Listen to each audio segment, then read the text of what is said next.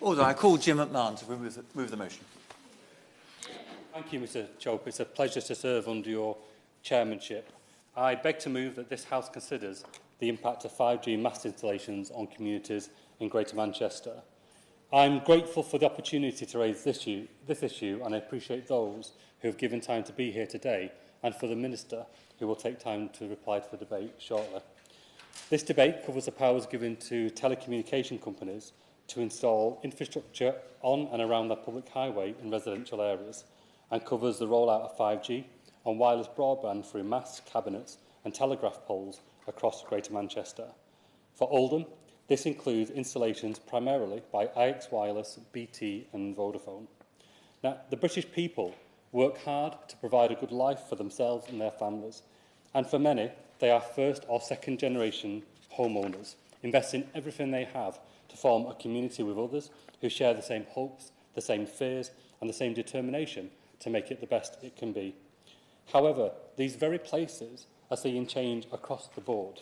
Of course, on the matter we're here to talk about today, but also the loss of local pubs, too often being converted to HMOs and even family homes lost to the same use, or the decline of many high streets and town centres and the loss of many community facilities which ought to bind people together.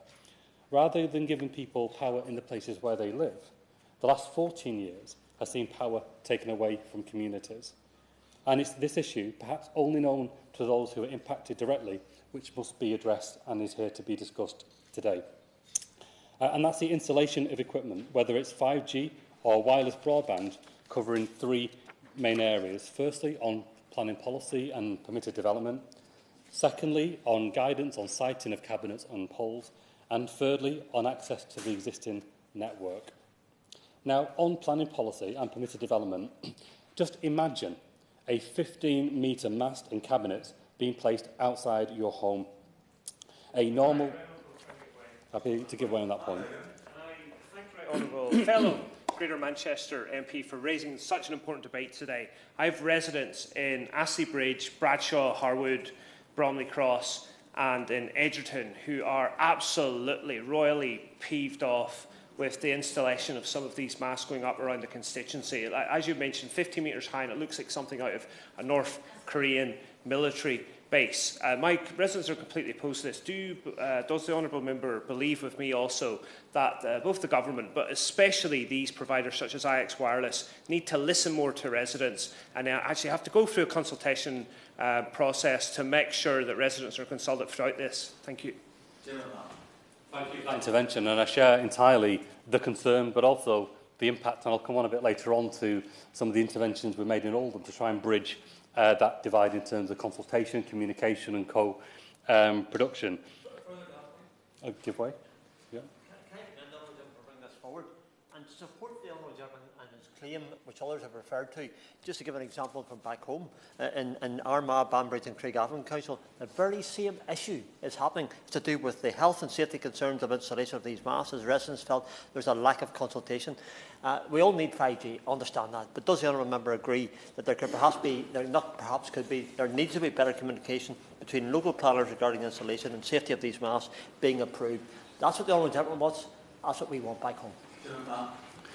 I think that's the crux of the issue, really, which is that there aren't many people who object on principle to the installation of new equipment that makes life easier and better for people, and connectivity in the digital age is important to that. But how it's done is absolutely critical to garnering community support for that. And I just want to paint the picture of what this means. Imagine you are sat in the house that you have worked hard for, that you are raising your children in, that you have laid down roots in, a normal two-storey house. And the proposal outside is to erect a 15-metre high mast.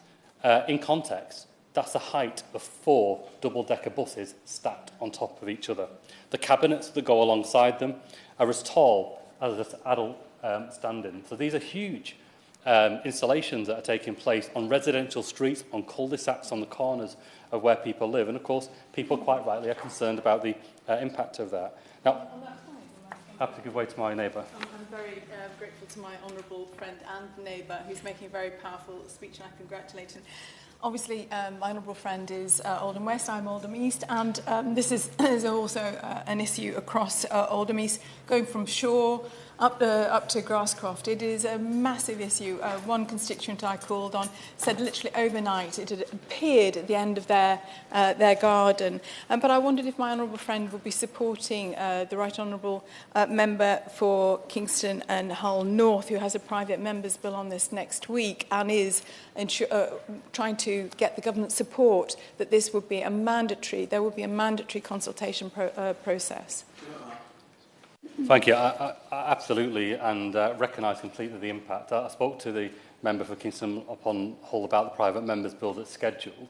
I think the general view is it's quite far down the order paper and it would require the government to lend its support to it. And I would say there will be cross-party support for that. I hear right across the political spectrum that there is a need to address the imbalance here for local people to have their view, and I hope the Minister will take that back for consideration. But the Wi-Fi companies aren't doing anything that isn't allowed and permitted by government, and this is the point. These were changes that were introduced in 2019 in the National Planning Policy Framework, which has created this under permitted development. The impact of that is it's completely removed the requirement to seek prior permission from the local authority and also the public consultation that would then go alongside that. Now, not only do operators have free rein on the siting, but they, with the permissions that are in place, can also, without any further permissions, without any legal agreements, send cables over people's homes with just 2-metre clearances. So you can have a mast erected outside your home and the cable can go across the roof of your home, and you have no legal right to stop that at all because it's all permitted development and it's all licensed under the regulator. And the reality is that councils are left powerless and communities are left voiceless. And even on the siting of cabinets and poles, the House of Commons Library is clear, saying the government's 2016 Cabinet and Pole Siting Code of Practice states that companies should consult with local residents, but it's entirely voluntary. Broadband companies are not legally required to follow the Code of Practice, and Ofcom, the regulator, does not have the power to enforce it. So councils are left powerless, communities are left voiceless, but the regulator is left without the power to regulate as well. Moreover, we know that the scope for upgrading the current 4G mast rather than adding additional 5G ones, working in a way that would minimise the disruption caused by new installations, and this has been the case with, say, BT locally in Oldham. And what about shared use? Because what many will find staggering is how weak the requirement for shared networks and facilities really is. Firstly, the requirement to share existing equipment only rests with BT Openreach. It doesn't rest in areas like ours where we have cable, with Virgin Media, what was then the 9X network, or any of the new operators that are coming in to the market. Now, the operators themselves will say that this is a nonsense. Now, why not allow just one 15-metre mast, but a second one to go alongside it and a third? Because under these rules, it's not just one operator that can install the equipment, another one can come along, another one, and there is no requirement at all to make them work together so that they share the equipment that's then installed. The operators say that's wrong, and I think local people say that's wrong as well. And on legacy. Now, what if any one of these companies, or even if all of these companies, go bust? Then who is responsible for the legacy equipment that's then left on the highway? The fact is, it falls to the local council, who had no say in it being installed to begin with, who now have the financial liability placed on it to deal with the aftermath. And given the rapid pace of change in technology, even now with SpaceX, they're significantly reducing the cost of the Starlink satellite system, and others will follow. So none of us know today what practical commercial lifespan these current 5G masts and fixed wireless units will have in the future, given the rate of technological change coming down the line. And the community impact is felt heavily by many people in Greater Manchester, including constituents of mine in Oldham West, Chadderton and in Royton. Now, many of the 5G masts installed by Vodafone, for instance, are often on main roads or junctions, but it's not always the case. They are large, they change the character of an area. For instance, at Chadderton Hall Park, where the installation abuts the children's play area and community cafe, no effort was made whatsoever to minimise the impact on the visual amenity. So houses that were once looking at a very beautiful park across the road are now looking at this huge telephone equipment that's been installed. However, it's got to be said that most complaints in Oldham West, Chadderton and Royton relate to the IX wireless broadband installations, with some of these being up to 15 metres high, and the installation of the masts don't require any kind of prior planning approval from the council whatsoever. Now, I've raised this issue constantly in Plus for Change. I reached out to the Department for Levelling Up, Housing and Communities in April last year, but we didn't even receive a response from the department on this issue that is so important. This fueled already the mistrust in the local community.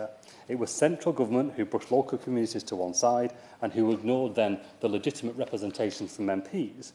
But it didn't help, and I'll be blunt about this, that the same company had recently been reported to have paid £138,000 to 24 Tory MPs as donations in the region, at a point when we should be rebuilding trust in politics. Things like this really do undermine that effort. Now, my approach is always that we have to bring competing interests together to find common ground. And on this issue, we have to find a way that balances the need to expand connectivity in a way that brings local people on board. And so I wrote to both Oldham Council and IX Wireless asking for intervention and for a different approach. I'll be honest, it wasn't without some challenges. These things quite often are. But we eventually were able to get an agreement to have a more inclusive way forward. Firstly, to work through the sites which were of concern, and so in July, we held a meeting with the support of my fantastic contingency staff in Chadderton Town Hall, where we held a residents' workshop to act as an arbiter between the two sides. And I'm grateful to BBC Radio Manchester for reporting on the same issue late last year too.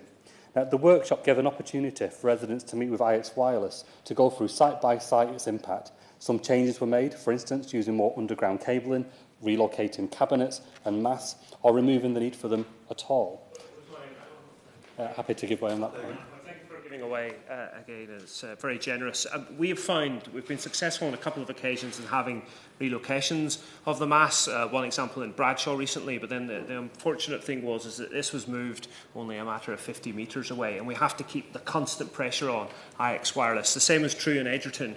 Councillor Nadeem Muslim was successful in making sure a pole wasn't erected there, but what level of success has the Honourable Member had in ensuring centralised meetings that these posts are mass placed in places that residents don't want?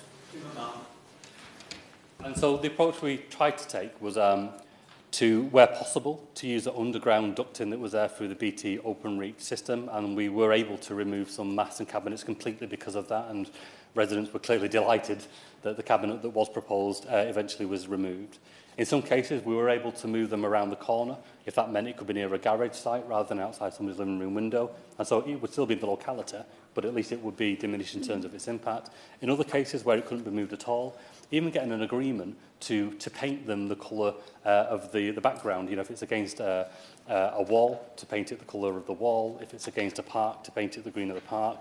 Or even to be creative, and we've suggested to IX Wireless, that Royton has a very proud history of remembering its veterans, and the British Legion in Royton do a fantastic job, and they've done a great job of pulling together the histories of servicemen who lost their lives in the Second World War.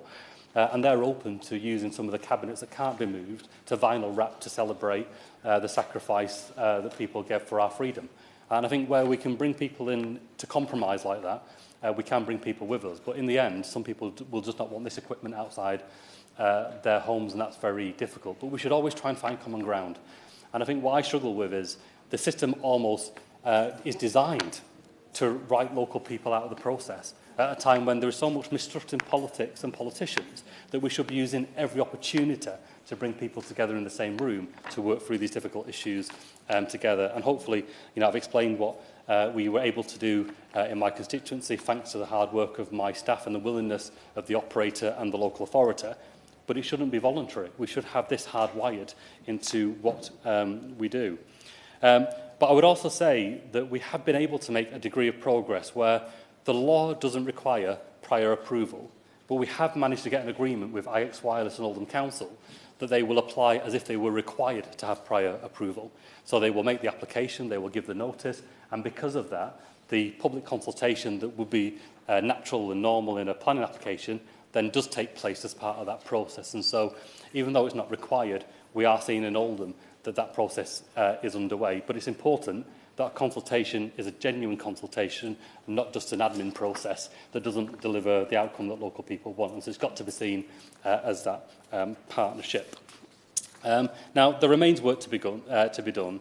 And though, of course, we've made progress, I would urge Irish Wireless to find a way to remove, to relocate, or to redesign the remaining contentious proposed installations, including one on Denberdale Way in Royton, where local people have a legitimate concern about the implications of that and just how disruptive it will be to the street scene in that area.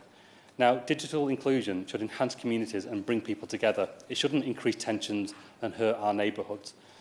Consistent Conservative top-down implementation has to change, and community power must be respected, not to block, but to build the future together. Thank you. The question is that this House has considered the impact of 5G mast installations on communities in Greater Manchester. Yasmin Qureshi. Thank you, Mr. Chope, and it's a pleasure to serve under your chairmanship. And I would like to commend the member for Oldham West and Royton for arranging this debate on this huge issue which is impacting so many of our constituents in Greater Manchester. He has already made some very important points about the technicalities of the law on this and how changes to permitted development have caused chaos on the streets of Bolton and across our borough. I have been raising this issue and concern since 2019 about poorly sited and low-quality masts and wooden poles placed across Bolton. Mr. Chope, these are very tall, very ugly monstrosities who are blighting our landscape and causing so much distress to my constituency in Bolton South East. It has become a case of whack-a-mole with these masts, boxes and poles popping up everywhere. You get one recited and then the other appears in a different area. We've had them on private land, placed on dangerous road bands, and right up against residents' walls, making access for essential pointing impossible. All this causes huge distress and has resulted in a sense of powerlessness from our local residents. Indeed, in my Saturday drop-in advice surgery only last week, I had a constituent come and talk about more recent one of these being placed, and so next to his side wall that he said if there was any problem with his wall, he'd have to break the whole wall down to be able to repair it because of the location of this particular thing. So, and these companies don't give any warning that they're going to commence in the area. There's no consultation done to anyone. The first people see is these stupid, horrendous things outside their homes. But the main point I also want to emphasize and raise with the Minister is the economic value of allowing all these companies to dig up our roads and pavements without any type of oversight. I have asked ministers several times and written letters to say whether the government actually tracks the commercial viability of these companies that it has allowed to place their infrastructure on private land. And the reply is always no. The government is not even collecting data on whether this policy of permitted development is driving the growth it was meant to, and whether any of the companies sticking up these ugly things are commercially viable, or whether they are actually using technology that is viable even in short term.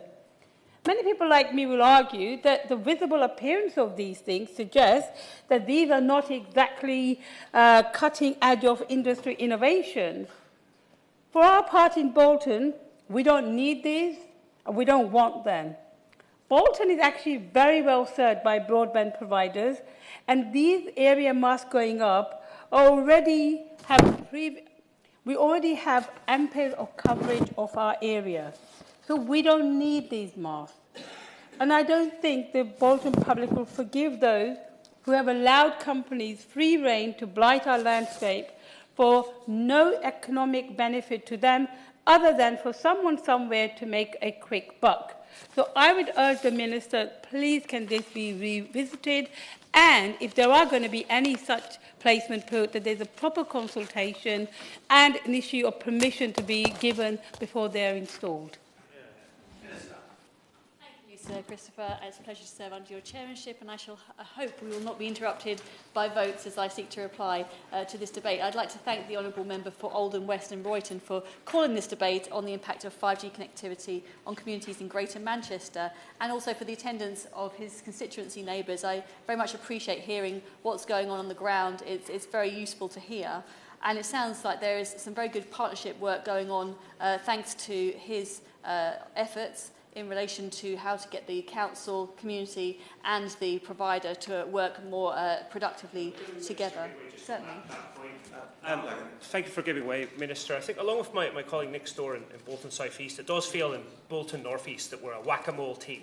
And we have the councillors Toby Hewitt, Hilary Fairclough, along with Madasser Dean, having to go out week to week or every month to try and whack them all.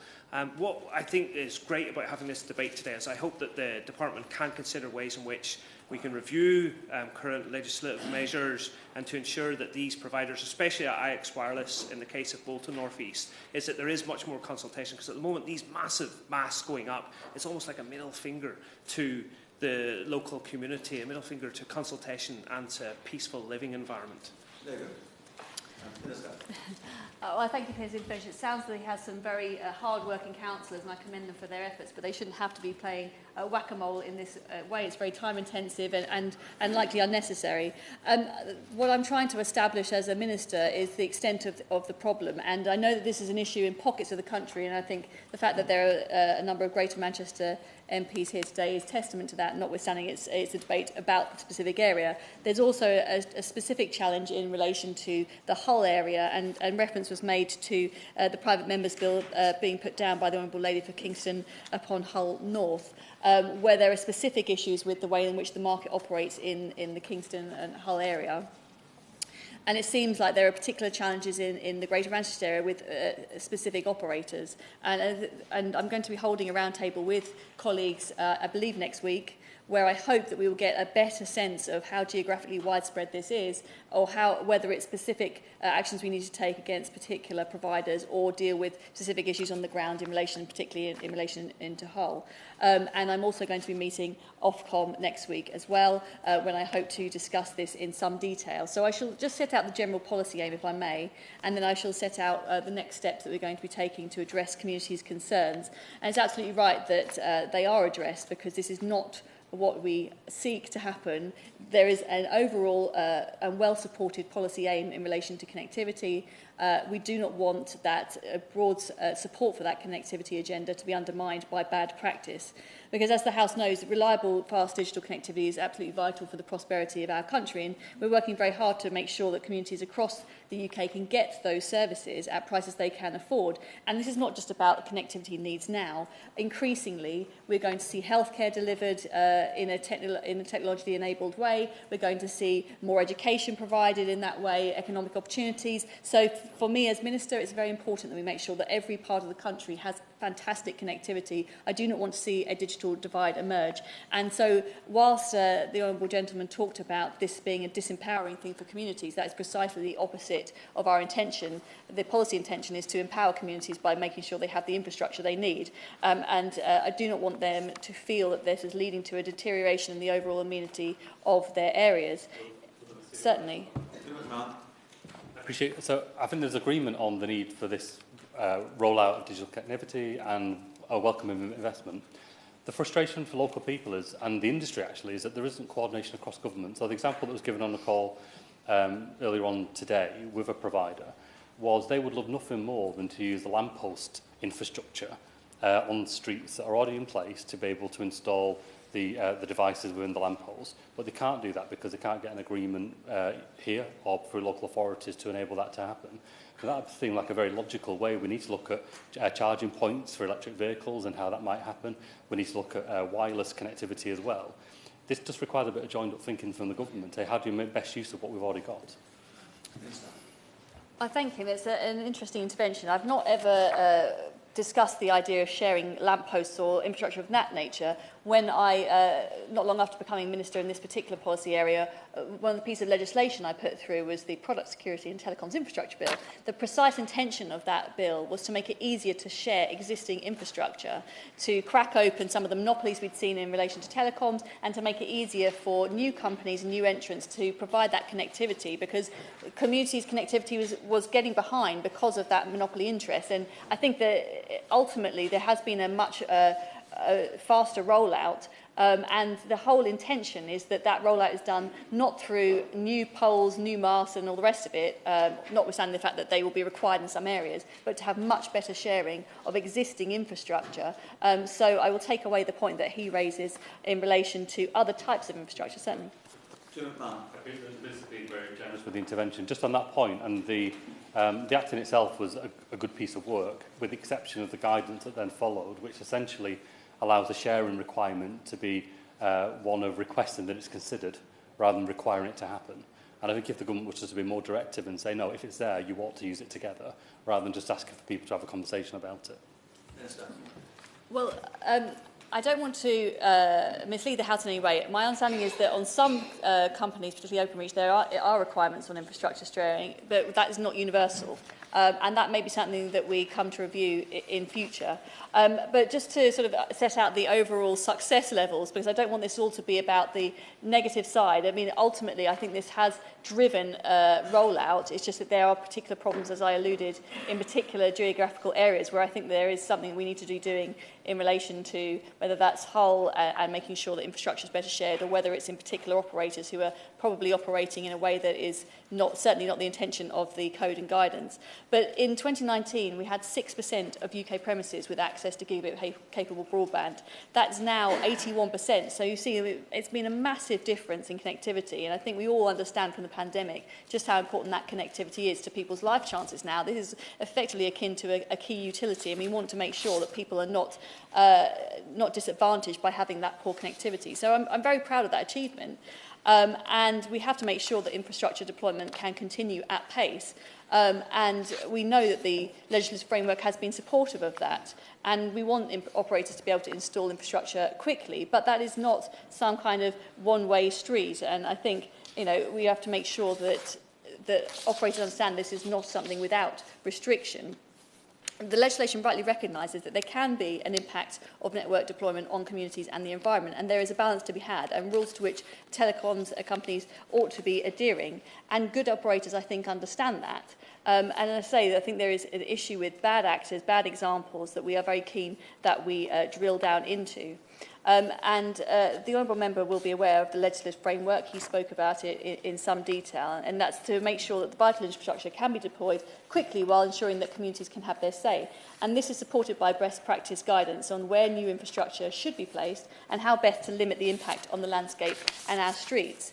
The legislation also ensures that either Ofcom or the local or planning authority can take enforcement action when either the regulations or the planning rules aren't being adhered to. Local planning authorities have powers to take enforcement action where they believe planning regulations are contravened. And I understand this has actually already happened and is actively underway in some parts of Greater Manchester. I think there is a piece of work to do about helping local authorities understand how and when they can push back on some of these applications. And some of the applications are being, from my feedback I've had from local authorities, some of these applications are being put forward by planning consultants rather than the companies themselves, and so they're not using that local knowledge and having that accountability. I'm very conscious of time, so I'm going to just set out some of the extra steps that we will be taking. And as I mentioned, we are... the policy aim now is to make sure that there's better infrastructure sharing. But on Monday, I will be meeting with Melanie Dawes, the Chief Executive of Ofcom, to ask that her officials work closely with mine to bring about a swift resolution to some of the challenges that have been raised in this chamber this afternoon and also previously. This follows a letter from the Technology Secretary that asked Ofcom to set out the conditions under which they would take enforcement actions if the regulations are not being adhered to. As I suggested, I will also be holding a roundtable for concerned colleagues on the 25th of March. The Honourable Gentleman will be very, very welcome to join me. I look forward to hearing his constituents' concerns in more detail and also to pick up some of the issues that he raised and we don't have time to go into today.